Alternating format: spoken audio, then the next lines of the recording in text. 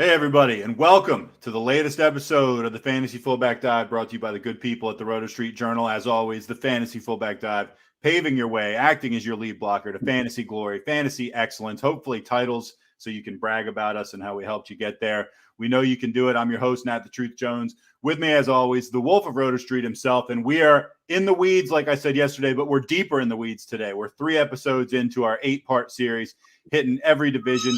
We did the West of the NFC the first day. We did the East yesterday. And now we're coming north to what used to be the NFC Central. Now is the NFC North. We're going to be hitting the Packers. We're going to be hitting the Bears. We're going to be hitting the Vikings. And we're going to be hitting the Lions. And before I introduce my esteemed co-host, I just want to say this information is fluid. It is changing all the time.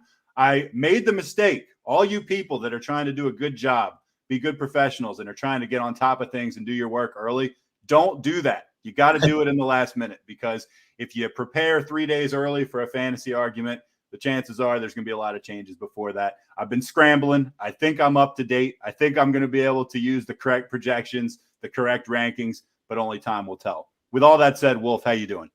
I'm doing great, Nat. I've got a great day planned ahead here. Going to go celebrate the 3-year anniversary over there a little bit later, so that's exciting stuff. But, of course, love diving into some football goodness right beforehand, as you said, updating these by the day. And I think that's a really good point to, obviously it's great for all you guys to watch these projections, but if you do want on your draft day the most up to date with everything that's been happening in the preseason training camp and all that stuff, I am going through daily. I apologize that to make your life a little bit more difficult before these shows, but that's what, you got to, it's going to be a premium offering. It's got to be something that's always up to date like that, Yeah.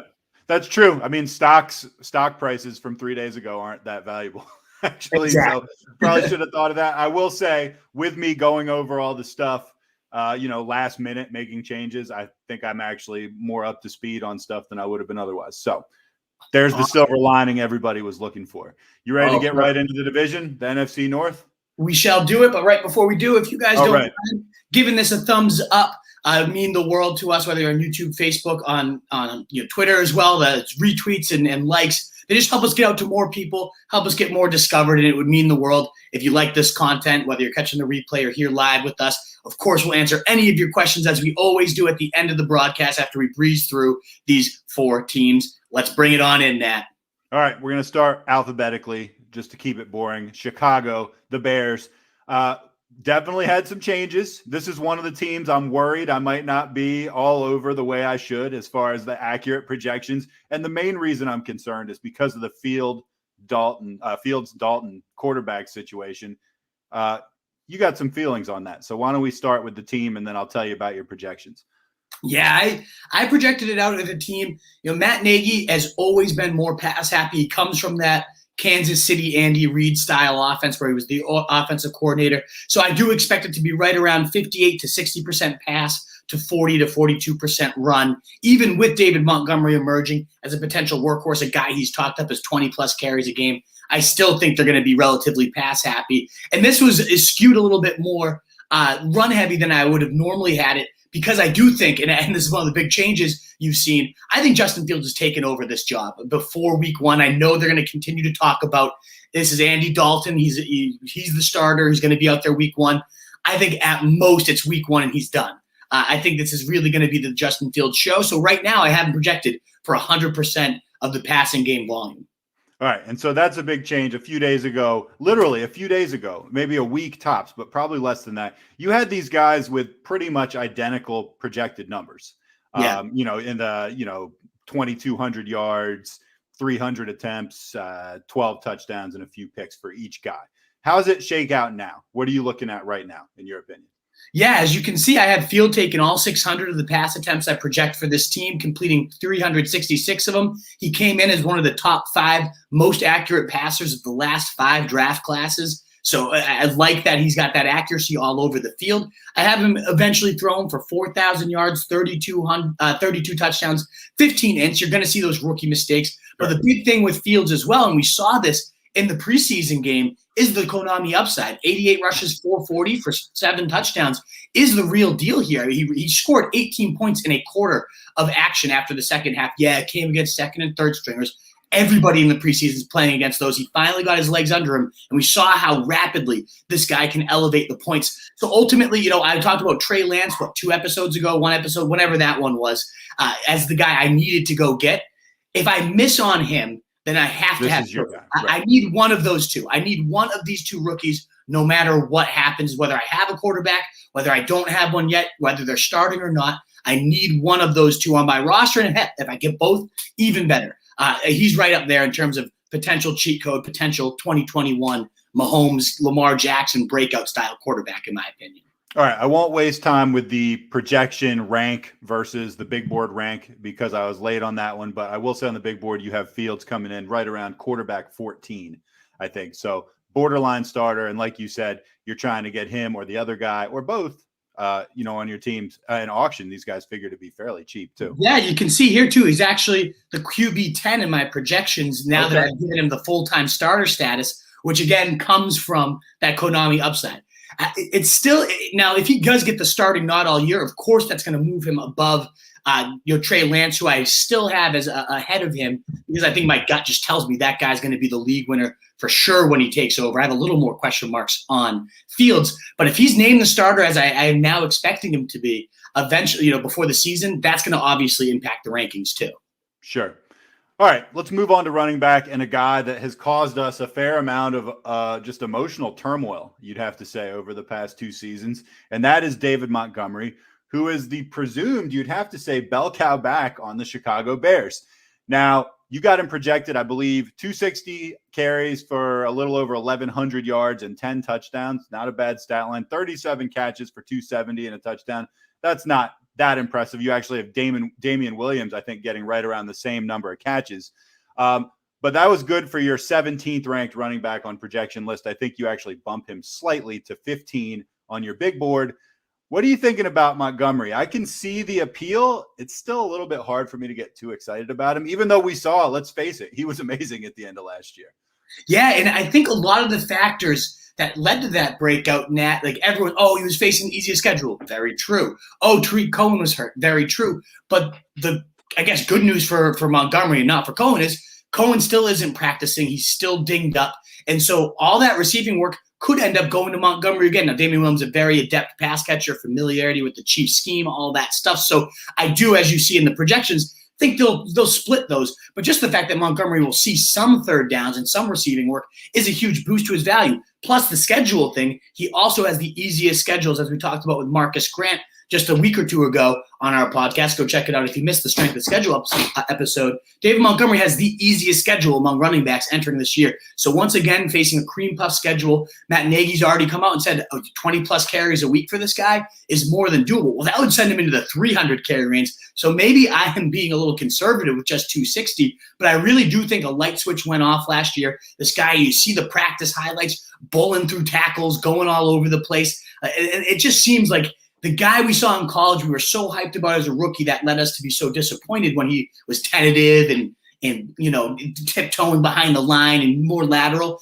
It seems to me like he's finally refound that kind of bull, straight ahead, breaking tackle. I mean, he was leading before Javonte Williams broke the metric. He was leading at the Pro Football Focus's broken tackle rate. So, I mean, this guy, we're seeing it finally kind of click. I'm expecting a big, big season. I think he's a fantastic investment in round 3. Yeah, I wanted to bring that up. You were answering a question, or I saw it on the website. I honestly don't remember where, but somebody talked about nailing their first 2 picks with just elite stud receivers. And I remember you obviously respected those picks and then came back with David Montgomery would be a great pick to, start your running back stable after solidifying receivers so well.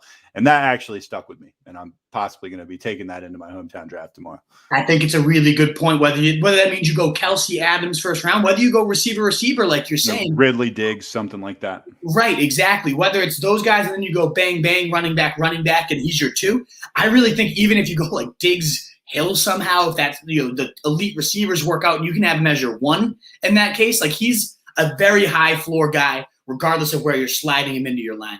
All right, let's move on to receiver and a guy that I really like, and I hope my stats are right on him, Allen Robinson. You got him for 100 catches, nice even 100. That makes it easy. 1,230 yards, 9 touchdowns, and you got him getting 150 targets. So I love the round numbers you're using with that, Robinson. That works out to a 67% catch rate. It seems like, I love him. It seems like you kind of do too. You have him ranked as your wide receiver 13 based on projections. You got him as your wide receiver 9, which always betrays your thoughts a little bit, means you kind of sneaky, maybe like him even a little bit more than that. Then you got the second receiver. I'm not sure my numbers are right on him, but you got Darnell Mooney on both lists as their wide receiver 2 in the 40s on both your lists, putting up like 6,900, 6 touchdowns, something like that. We'll see. What do you think? Talk to me about Robinson. Talk to me a little more about Mooney. Yeah, as you can see here, I've actually been bumping up Mooney a bit based on the hype coming in. 61 catches, 915, 6 TDs. They're saying his releases are looking like Antonio Brown. I know that's hyperbole.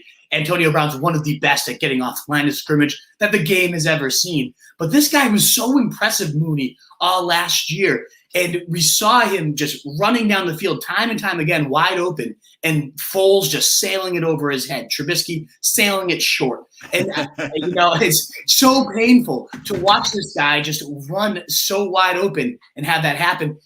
Justin Fields, as we mentioned, one of the top 5 most deep, accurate passes all over the field, but including deep accuracy coming into the year, one of the top 2 in this class behind only Mac Jones. I really think that's going to be a amazing hookup, him and Mooney. One of the best, round 9, 10 wide receiver investments as your 4th, 5th receiver, especially in best ball too. He's going to have some real spike weeks going deep down the field. Love him. But at the top, as you mentioned, Allen Robinson, who I'm projecting for a nice 25% target share. And that might be conservative. This guy has seen right around 140 to 150 targets in both seasons with the Bears. This is by far the best quarterbacking situation. Even if Andy Dalton played all year, which of course I'm not expecting based on these projections, that would still be the best quarterback Allen Robinson's ever played with. And even with this carousel of shit with Foles, with Trubisky, he's been the wide receiver 8 and 9 since arriving in Chicago because of the volume, the just every down usage. They move him all over the place. The definition of an alpha that is somehow falling to round 3. I get top 10 in back-to-back years, but he's falling outside of top 12 in a lot of people's rankings. In mid-round 3 pick, you can't get a better target hog than that in round 3, in my opinion. I'm going to say something that's going to piss you off. I like him as much as Justin Jefferson. Wow, and you know what, Nat? The track record is certainly even more established with Allen Robinson. I love what Justin Jefferson did. Yeah, he's awesome. His first year, so the upside's there to me. But the floor, you could definitely make the argument that the floor is higher with Robinson. And if you went with him instead of Justin Jefferson, I wouldn't do that myself. But right. I'm not going to say you're a moron. No, that actually doesn't piss me off nearly as much as you might expect. I'm not saying I would necessarily take him over, but he's a guy that's going to go substantially after him, and you'd pay a lot less for him in an auction draft, and I don't see them as markedly different. Right. If you can get A-Rob in an auction for a $5-10 discount, right. That's robbery. That's what I'm saying. Robbery. Yeah, 100%. 100%. All right. We'll talk about Jefferson later in this pod, and I'll tell you some more thoughts on that. Anyway, let's get tight end done real quick. Cole Kmet, and I have no idea if Kmet is the correct pronunciation, but that's what we're going with. It is. Okay, Cole Kmet. You got him as your tight end 15, 57 catches, 564, 8 touchdowns. There's the Jimmy Graham, obviously, secondary tight end on the list. And this falls into the Zach Ertz category for me, and a couple other guys are going to fall in that category, which is the guy I'm just waiting for somebody in my draft to pick just so I can have a good chuckle. What, Jimmy Graham? Yeah. Someone's going to pick him. He's not going to go undrafted. Someone's going to pick him. But, Jimmy Graham, he was great 11 years ago. Exactly. There's always those names that owners are scrambling for the stickers and that's a name I recognize, Jimmy Graham. And clearly I'm projecting him to be the number 2 this year. He started taking that back to Cole Kmet. But a lot of people, as you're saying, the common fantasy folk might not recognize that Cole Kmet became their number 1 tight end as a rookie last year. The hardest position to translate as rookies is tight ends. This guy really started to blossom down the stretch there. 6'4", athletic, big hands, was the number 1 prospect of last year in the tight end category. And there's just often that natural year 2 leap for rookie tight ends in general. I think that's obviously in Cole Kmet's favor. I think the fact that he's just such a red zone beast, so as you can see, 8 touchdowns toward the top of the position when I'm projecting him for. I don't know that you're going to get such steady receiving outputs every week that every week you can rely on him. But on the ones where it's going to be a shootout, they're going to need points.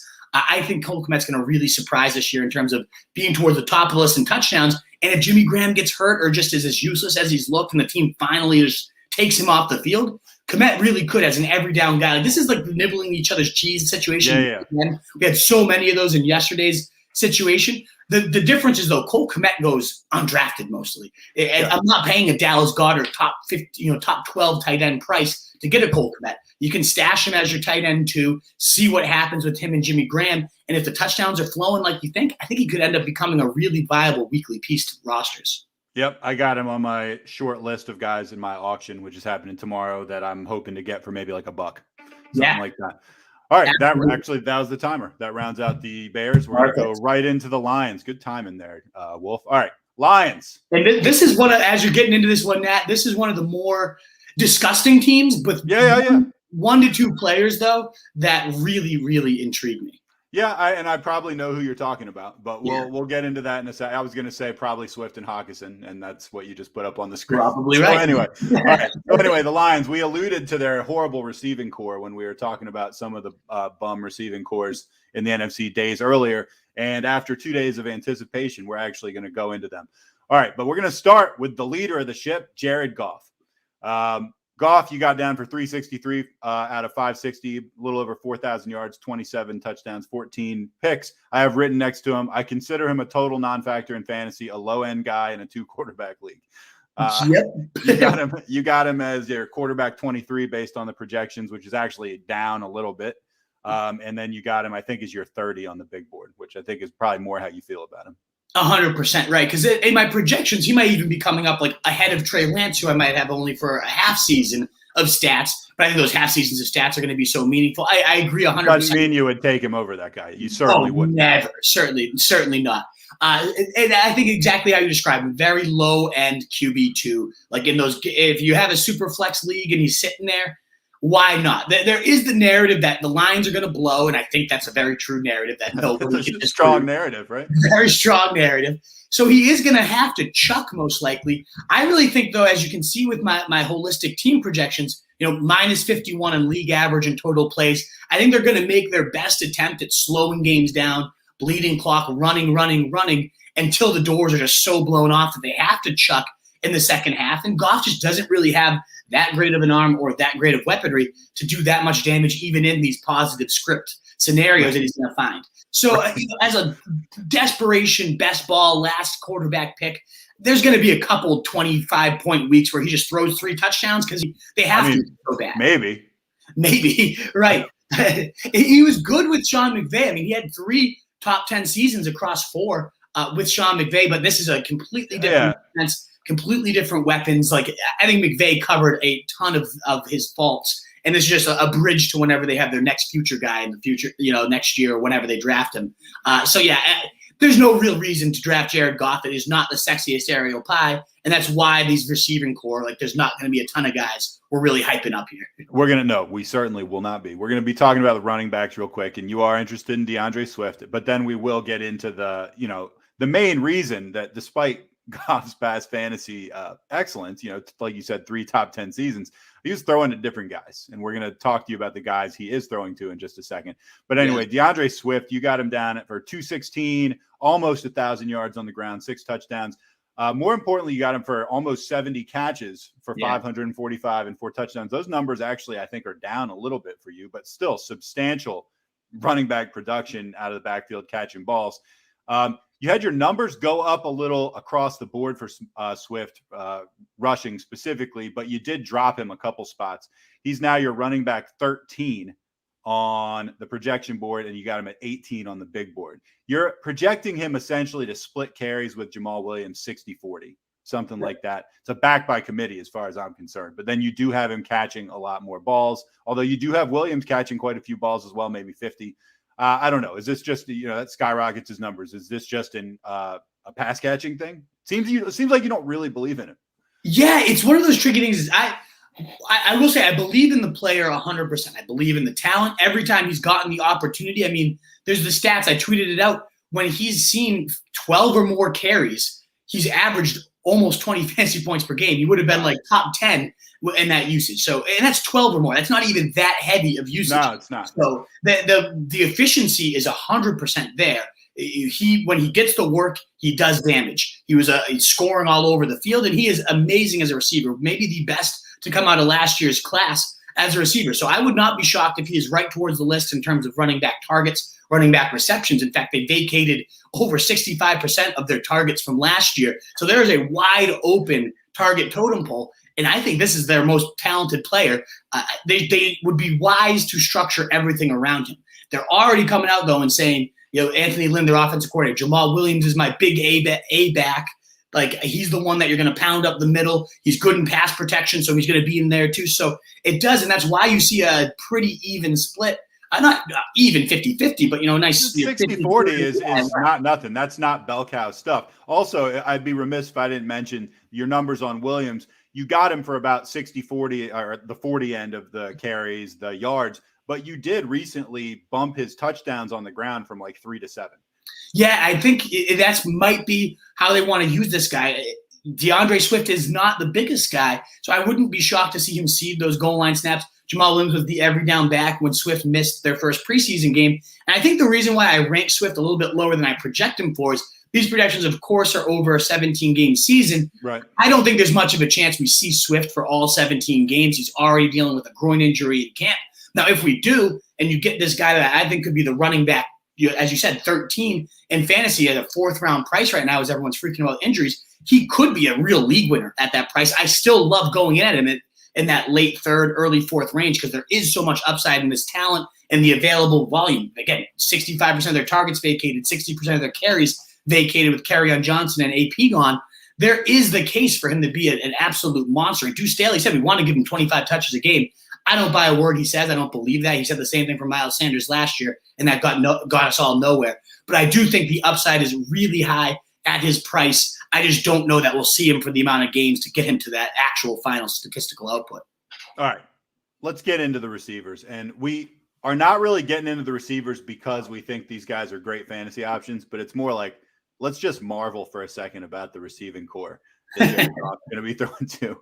So it's worth noting there have been a few changes as far as how you see these guys, the pecking order in the past. Yeah. You had Brashard Perryman as the captain of the ship, and then now it's Tyrell Williams. You even texted me. You said, I've changed it a little, now with Tyrell Williams being the target hog.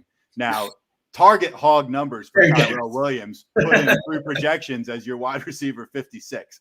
On your big board, 65, so you don't even like him that much. Perryman, you have as your wide receiver 83 by projections. This is like these guys are both, you got them both catching 57 balls, although Williams, you got getting about 800 yards, Perryman 550, and then 4 and 5 touchdowns respectively. Those are not lights out numbers. And then you got Amon-Ra St. Brown, maybe as the third guy, 39 catches, 500 yards, 3 touchdowns. These are not exactly numbers that are blowing me away.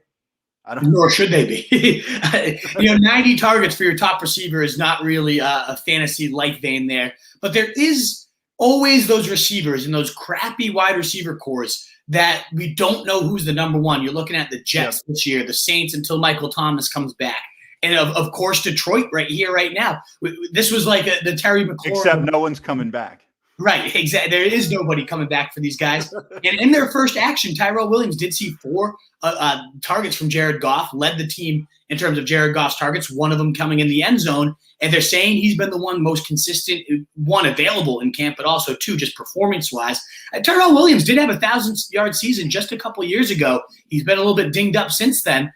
But he's shown the ability to be a pretty big play, number one that can kind of do it all at like mediocre level. So out of this garbage depth chart, to me, he's the number one. He's worth like a around 13, 14 stab in case he does become like an actual viable, true number one. I think he's just the number one of a shitty core, though, and it ultimately won't lead to too much value. I do think he's worth drafting. Everyone else here I'm pretty much ignoring, other than maybe a last-round stab at St. Brown, because he is a rookie with some upside. They're already comparing him to Goff's next Cooper Kupp and Canada.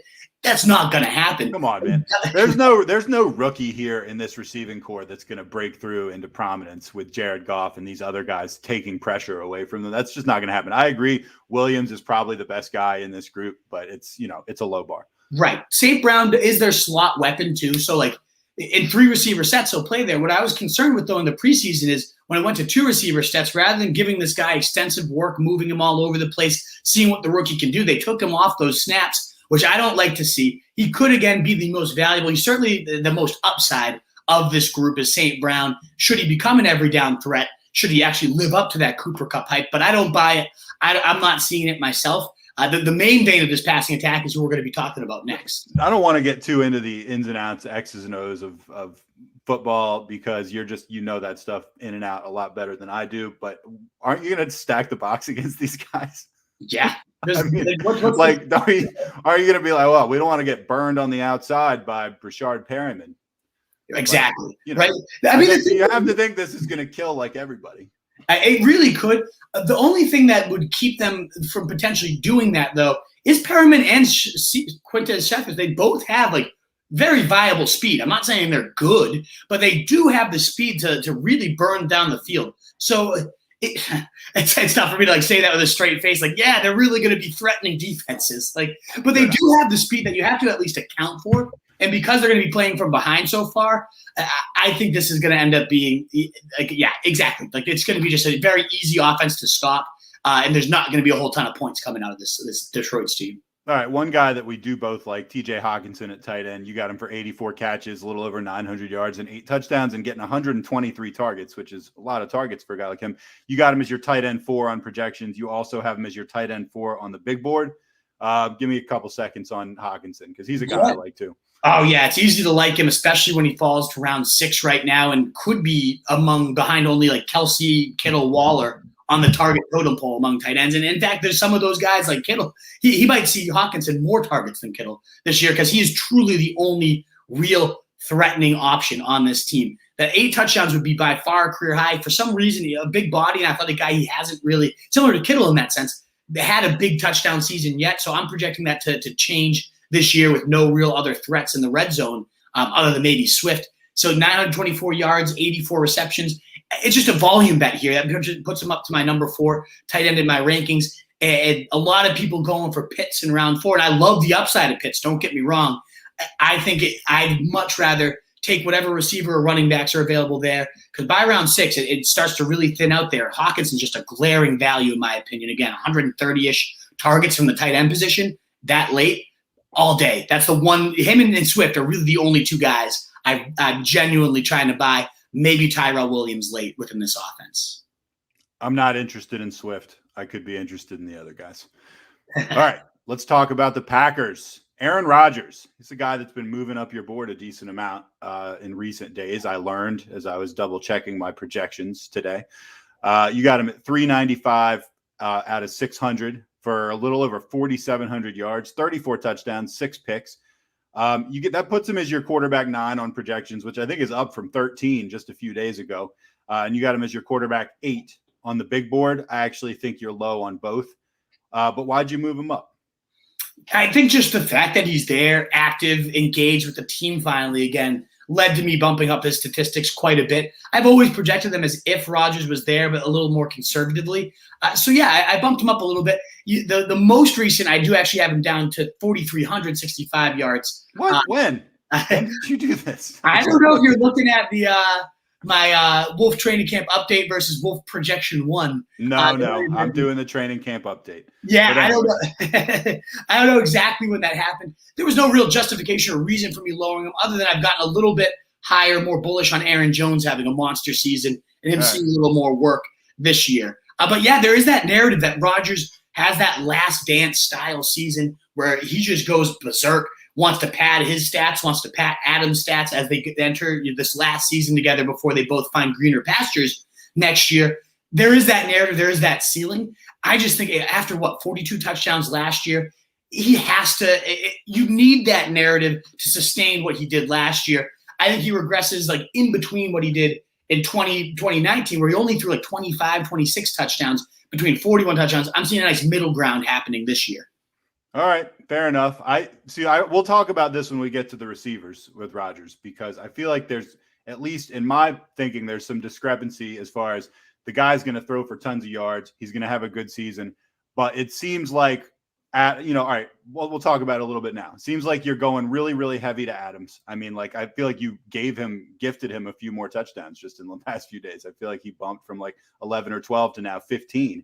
But the other guys you're not giving much love to at all. And I understand that. There's 3 other guys that are just like kind of ho-hum, we'll see. I feel like one of those guys, and we're talking about Allen Lazard, MVS, and Randall Cobb, I feel like one of those guys you have to be really low on. And maybe it's just we don't know which guy that is. Right. It's tough to project. I do think it's really just the Adams show, and I'm not really buying into it. We haven't seen Cobb have more than 600. He hasn't hit 600 yards in 4 straight seasons. Even his last with Green Bay and Rodgers, he wasn't great. I know a lot of people hyped up that he's there again, and Rodgers vouched for him. He really wanted him, but I don't think Cobb brings much to the table at this stage. I would have liked Allen Lazard had Cobb not joined. Yeah. To me, it's just like all those guys are going to have decent weeks every now and again. I don't think any of them are just steady. In fact, there's a guy on this list who is not on this list. I'm a little bit more intrigued by, and that's Devin Functions. He was signed there in 2019, got hurt, didn't play last year due to COVID. Last preseason game sees 8 targets, hauls in 6 of them for I think 80 yards. It came down to looking like his old self. Out of all these guys, Funchess by far brings more to the table in terms of complete route trees, in terms of size, in terms of red zone ability. So if he continues to carve out a role throughout this preseason, not only is that going to hurt these other guys, and that's why I think I started to bump them down a little bit, he himself would probably leap into this depth chart as I think the upside to be the number 2 in this offense. So as a last-round dart throw, I don't really like Cobb, Lazard, or Scantling. Unless it's best ball, Scantling will have a few blow-up weeks and he'll get projected in your lineup. But otherwise, I think Funchess has the best bet to potentially carve himself out a nice sleeper role in this offense. And certainly if something ever happened to Adams, he has the most complete, like, big body receiver skill set to fill that void, in my opinion. All right, that's a good tip. That's interesting. And just to be clear, and I mean, who knows if my numbers are even right at this point, but you do have Adams as your wide receiver 2 on projections, but your wide receiver 1 on the big board. You got him catching over 120 balls and getting like 180 targets, something crazy like that. Almost last year, right? No, I'm not saying crazy like you were wrong. I'm just saying those are pretty crazy numbers. It is insane. Almost 1,500 yards and 15 touchdowns. Those are big, big, big numbers. Big numbers from a guy that did it all last year. I think he set the record or was second best, maybe behind only Moss that season in terms of fantasy points per game, because he missed a couple and he still put up 16, 17 touchdowns. I don't know that regresses. When they get in close, they just dial his number. There's multiple times where they'll go for the fade on first down and then the goal line miss it, and then Rodgers goes right back to it. And then go back to it again. Yeah, it's unstoppable, the connection and rapport they have. And like I said, if that last dance narrative comes true, Adams and him will have a very, very special season. I love – if I'm not going running back in round 1, like if I'm right around 6, 7, I love getting either Kelsey or Adams. As we said earlier with the running backs, there are some good guys in round 3 to round out your stable if you want to go an elite pass catcher like Adams or Kelsey there. I have no problem with it, and I'm drafting at 7 in my main league. I'm hoping I get Adams. I hope no one's watching it right now, but I'm hoping Adams falls to me. I love this guy. I think he's going to have a monster season. How do you not love this guy? I mean, he's amazing. No, he's great. He's the best guy going probably. Yeah. All right. So we did skip a pretty important fantasy guy at running back, Aaron Jones. You've got him as your RB6 on both lists. And again, hopefully my numbers here are right. 266 for 1264 and 11 touchdowns, adding a little over 40 catches for over 300 yards and another 3 touchdowns. The last update I saw, you had him carrying less than twice as much as A.J. Dillon, but being a big force in the passing game, whereas Dillon is pretty much a nothing there. And certainly we've seen the Packers misuse Jones before. But I think his fantasy value to me ends up being pretty touchdown dependent. I mean, I know that's not a hot take. That's true with a lot of people. Do you see that as a case? I think with Dillon, yes. Jones, I think because we have Jamal Williams gone now, Jones did run more routes than Williams, but Williams still saw right around 190 routes run last year. He saw about 150 total touches between carries and targets. And I think some of those carries will definitely filter down to Dillon, but I think a lot of the receiving work is going to go to Jones, who's so much more dangerous as a threat in the passing game than Williams ever was. He's been so efficient whenever he's used in the pass game. So with this little bump in receiving, it sends his ceiling through the roof. He's been the running back 2 and running back 5 in back-to-back seasons within this LaFleur zone blocking scheme. He's just so deadly. To me, if you miss out on like the the big three at the top, your Henry, Cook, C-Mac. Then I like Zeke a little more than Aaron Jones, but after that, it's really hard for me to argue anyone ahead of Aaron Jones. He is so steady, consistent, with a big ceiling, a decent floor as well. There's a little bit of an injury concern, but yeah, with this receiving work that could be filtering to him, I have him shooting up the projections because of it. All right, and we're going to hit some of these, but Charlie Prebz just commented, Adams is the goal line guy. Oh yeah, he really is. Good to see you too, Preble. We got the steady guys coming to all these shows, which I love to see. It's amazing. Yeah. All right, Tonyan at tight end, Robert Tonyan. You got him for a little over 50 catches, almost 600 yards receiving, 6 touchdowns. To me, that seems about right. To me, he's not a bad wait on a tight end and get this guy. I don't know. You got him as your tight end 13, I think, on projections, and 10 on the big board. Seems about right to me. Yeah, I mean, he was the tight end 3 in fantasy last year, which is psychotic, but that was on the back of 13 touchdowns. I don't expect that again. I think some of those go to Aaron Jones. Some of those go to A.J. Dillon, who could be an absolute monster at the stripe, even if he's a 0 as a receiver. I don't see Tonyan having that type of season again. There is the narrative, well, what if we haven't seen the best of Tonyan? He is a good athlete. He works out with Kittle in the offseason. I mean, there is that. But now the fact that they added Cobb, Funches is back, I think that was a product of truly there was no one else besides Adams for him to go to consistently last year because MVS was always banged up. Lazard was always banged up. So Tonyan kind of became the de facto number 2. I just don't see that happening 2 seasons in a row. All right, fair enough. We're going to move on to the last team in the division, the Minnesota Vikings, piloted by Kirk Cousins. 366 completions out of 529 attempts. A little under 4,700 yards, 34 touchdowns, 13 picks. Now, you did actually have his touchdown numbers come up a little bit, but you dropped him on your overall list a tiny bit. You got him as your quarterback 17 on projections, all the way down at 21 on the big board. So it's not like this is a guy you're really excited about. And I think this is another, whether you're catching our projection series for the first time or this is you're here with us every single day, this is a reminder that he's up towards the top of my list in passing yards and touchdowns and still only 17 in projections, which goes to show you how nuts and how valuable that is to have that good old the good old Russian Konami code upside there. So ultimately, I do not expect a massive fantasy season from him, even if I expect some nice, steady, high floor. He's a good guy to balance out if you're waiting on a Justin Fields, if you're waiting on a Trey Lance. Okay, he fits that. I prefer Ryan Fitzpatrick, but still he fits that kind of bill of that type of guy. But yeah, just nothing exciting, and it's just a good reminder of how valuable those rushing stats are.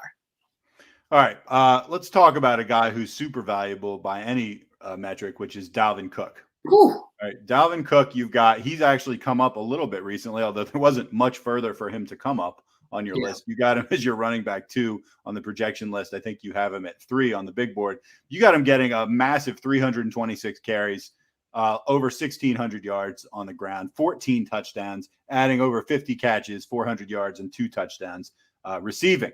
Now, you have him getting a massive workload and putting up pretty big numbers, both rushing and receiving. You've also got Alexander Madison getting over 100 carries and getting a decent clip on that. You see this as just regular in-game production. You're not hedging for an injury here, right? No, right, exactly. That's just regular in-game production because of how massive this ground pie is. They're built on the backbone of that Gary Kubiak zone scheme. I expect them to be one of the heaviest run teams they were last year. I think they're going to do so again. I think when you mention injury, you have to mention that with Dalvin Cook, who's missed time in every single professional season. That's the worry here. That's why I have him at 3 instead of 2. If he plays all 16 games, he could threaten Christian McCaffrey for the top spot, given how just dynamite he is in this zone blocking scheme and just as a player in general.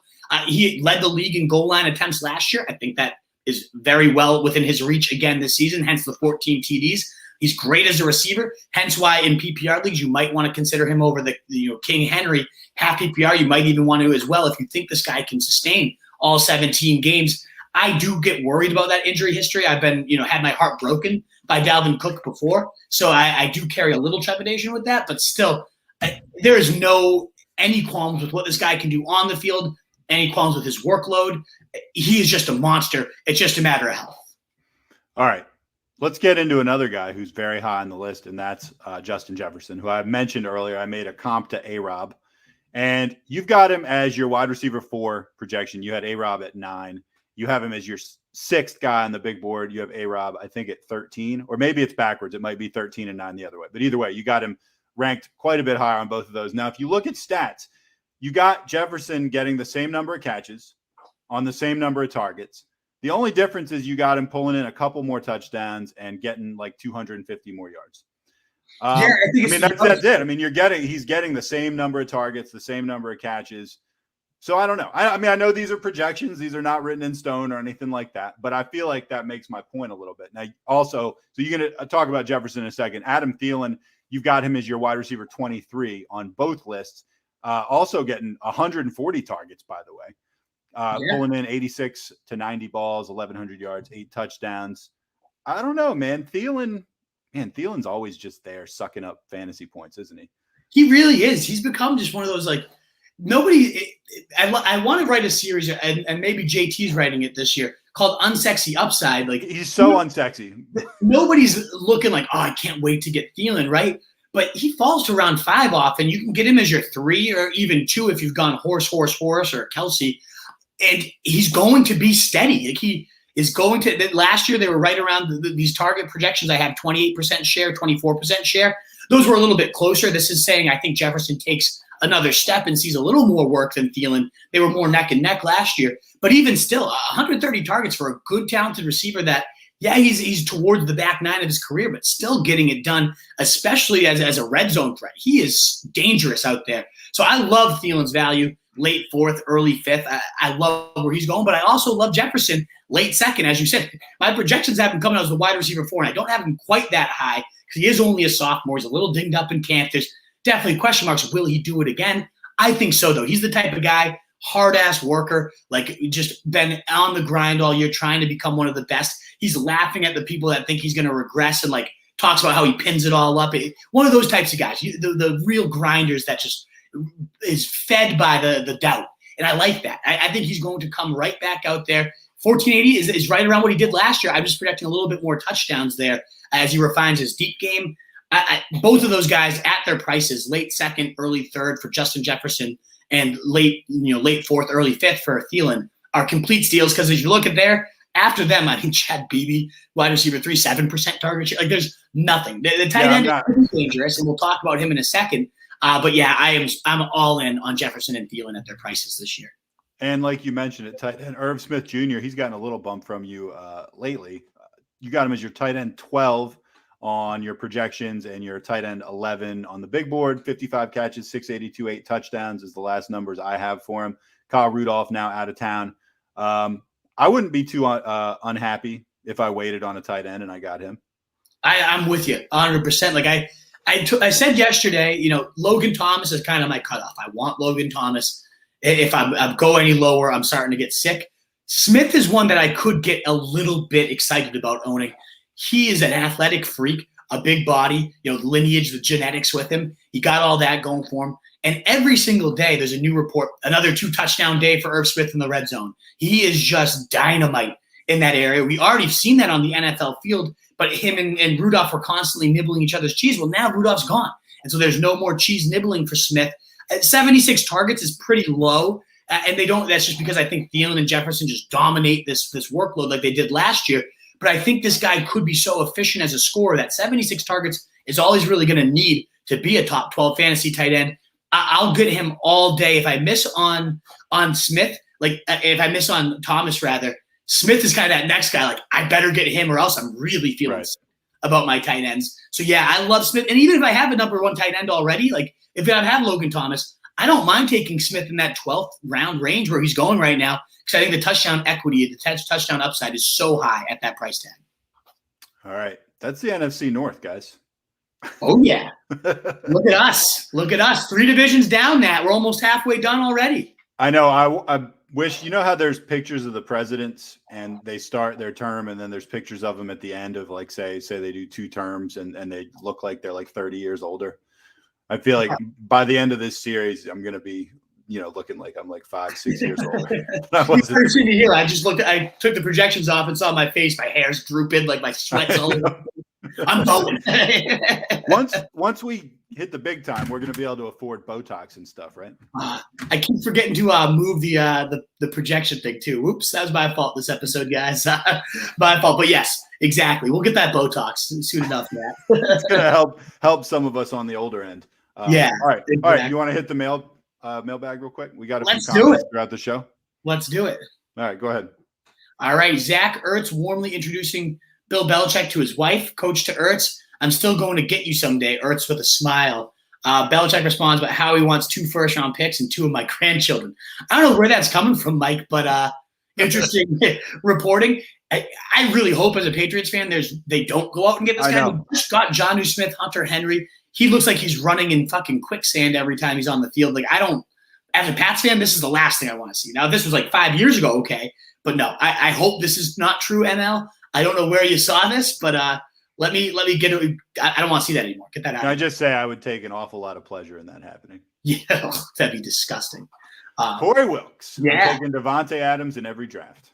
I like it. I'm with you, Corey. Like, as I said, I'm always been a bell cow breeder, and I would never leave round 1 without a bell cow. Davante and Kelsey have changed my stance on that, and the depth at running back seems a little bit deeper this year than in years past. So I'm okay with that. In fact, I fully endorse it. Like, there's really no one other than McCaffrey and Dalvin Cook and King Henry. As long as if it's PPR, then maybe Adams even above King Henry there. Like, those are the only guys that even give you beef about taking Adams above. All right. Mike Schneider says time for another great show. Thank you, Mike. We appreciate it when people pump us up when we start. That's awesome. Mitch, what's up, guys? What's up, Mitch? Like, again, I love David Montgomery this year. Great call. If you can get him in the late third, it's a steal. We're in lockstep there. Speaking the Wolf's language. Yes, exactly. I'm 100% with you. Mitch says Browns have great potential this year. Hope you're right with Fields starting week 1. I'm assuming that Mitch did not mean Browns. I'm assuming that. Great awesome. I mean, I do agree that the Browns have. I think the Browns, if Baker's the real deal, the Browns have everything in place for a Super Bowl run. And I know that sounds crazy. It's a big if, though. They're facing the Chiefs in week 1, Matt.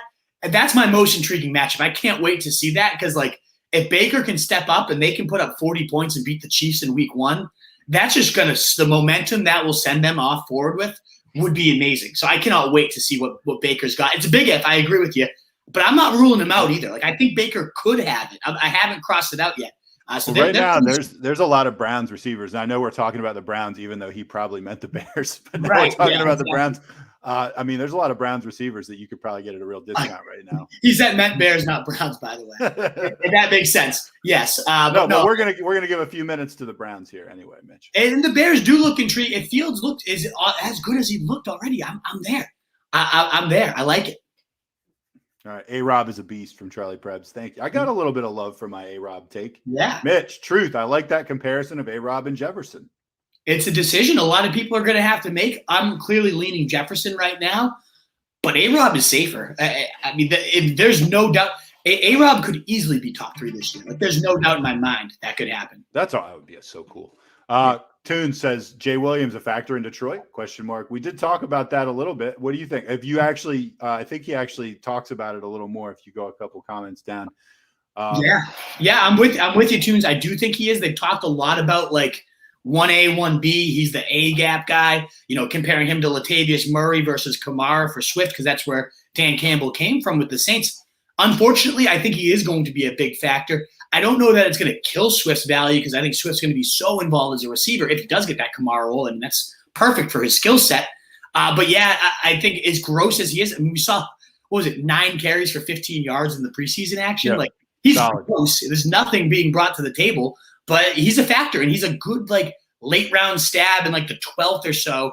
If you're trying to wait for a rookie or someone, like, he could be I think he's going to get, like, annoyingly 10 or so touches every week and an occasional touchdown. So, he's going to be an annoying factor, I think. Well, along those lines, Mike says, I think Jay Williams will be a huge factor in Detroit. I'm fading Swift hard. I think a lot of people are going to regret that because Swift, all the buzz, this is what happens, is all the buzz around Swift has been so negative this offseason because he's a little hurt. And then Anthony Lynn brings up using Jay Williams as his A-back and all that stuff. And people start to forget how damn good Swift was last year. He is one of those.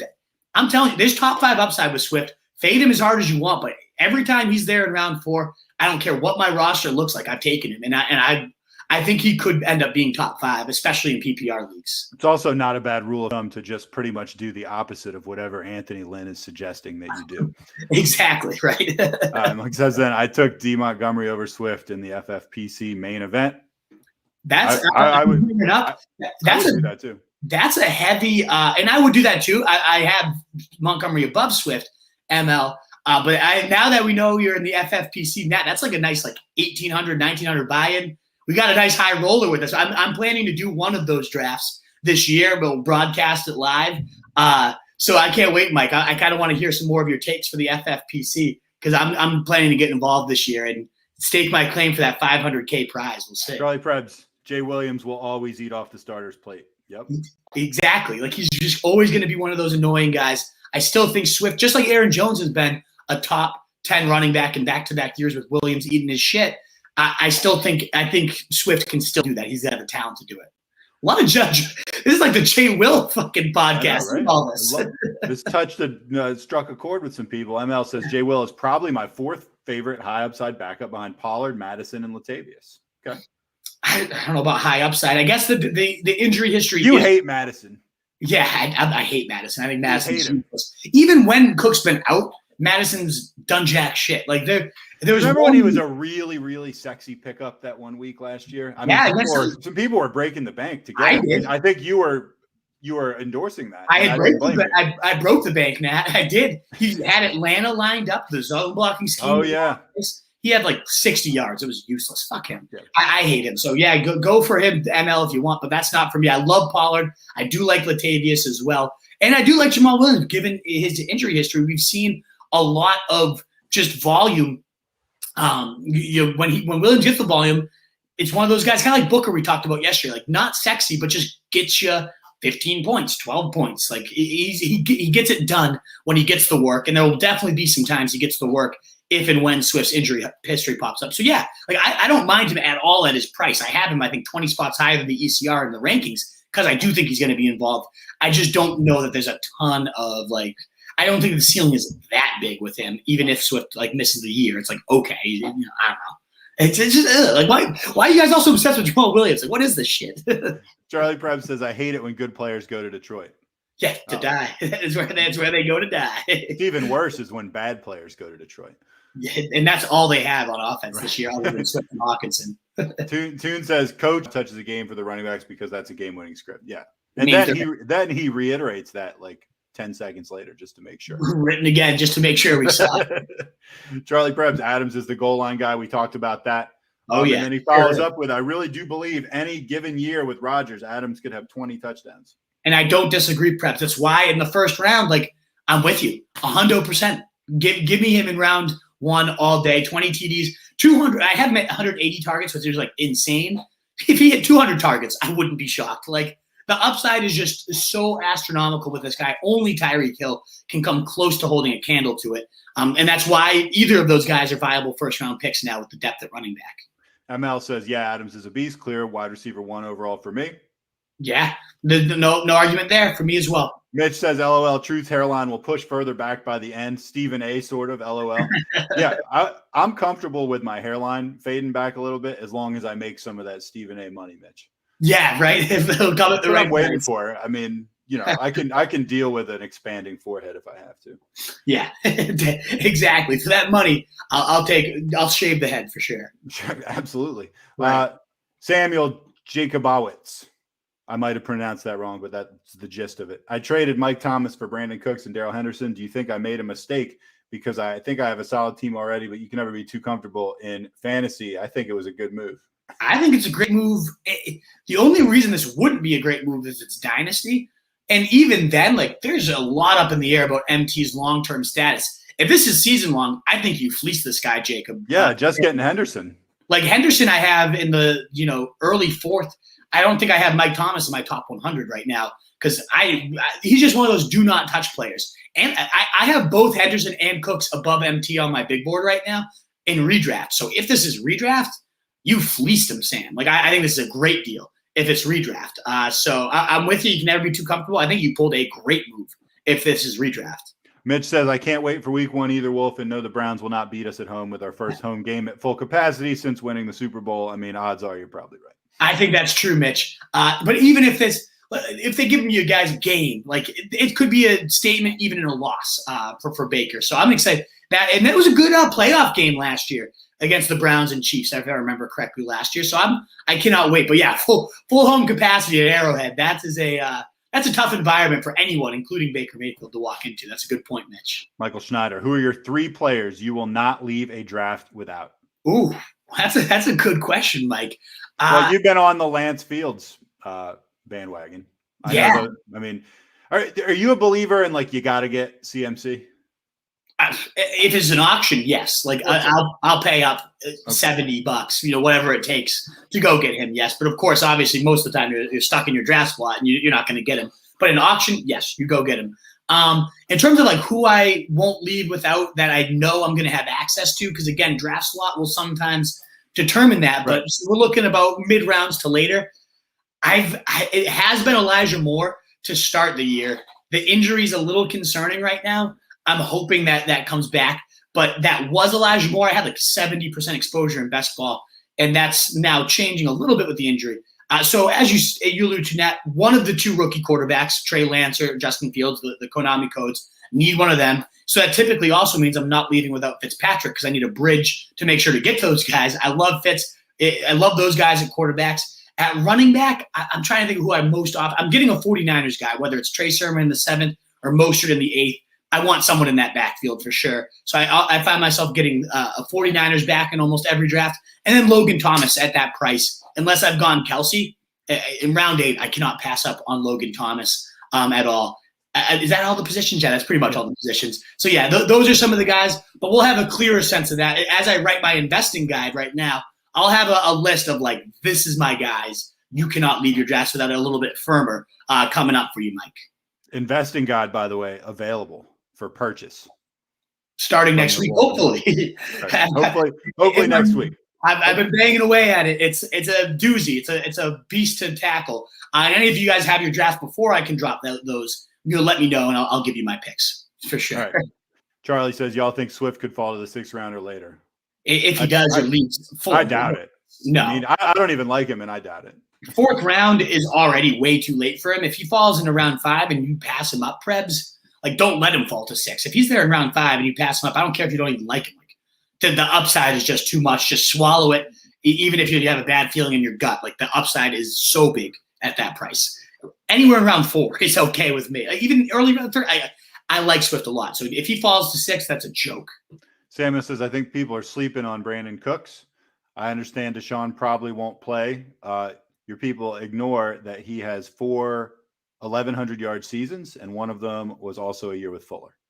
Samuel, I couldn't agree more. I think Cooks is one of the best values in fantasy drafts right now, around 8, 9, 10, anywhere in that range. He's an alpha.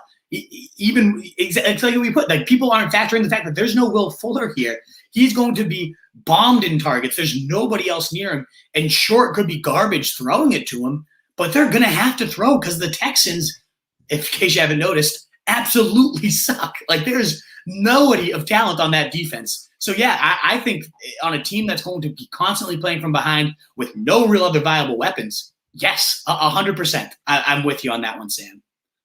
It was. The playoff game. I think he's talking about. Right. And last but not least, Charlie, no shot. I passed him in the 5th. LOL. I got y'all. All right. Yeah. Honestly, Prebz, don't pass on him in the 4th either. Honestly, unless his groin thing is lingering and he's not looking like he's going to make the start of the season, don't pass up on this guy. He is too good. I want to reiterate. All righty, guys. Another projection in the book. 3 of 8 down, 5 more to go. It's been a blast. I think what makes it, I don't know if you agree with me, Truth, but what makes it not easier, I love doing it anyways, but just better is the fact that the same 6 people are always here no matter what. We're getting new people in and interacting as well. But it's you're going to see Preble, you're going to see Chavez, all these guys, Samuel starting to show up more and more, ML and Michael, all these guys. Of course, Tunes we know is going to be there. But it's just awesome to see your guys, more and more. Yeah. You feel the same way? Yeah, I enjoy it. It's fun. You always know you're going to get some interaction from some of the same guys. And like you said, some new guys showing up all the time. Makes it fun. I enjoy it. Looking forward to the next one.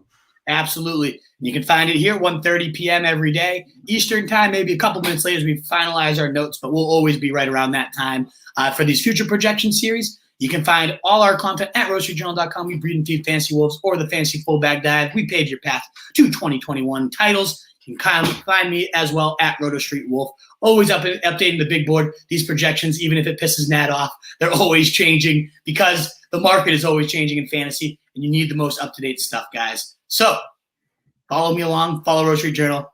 I am the Wolf. I'm the Truth. In a world full of fancy sheep, be the wolf, guys. Later. Later.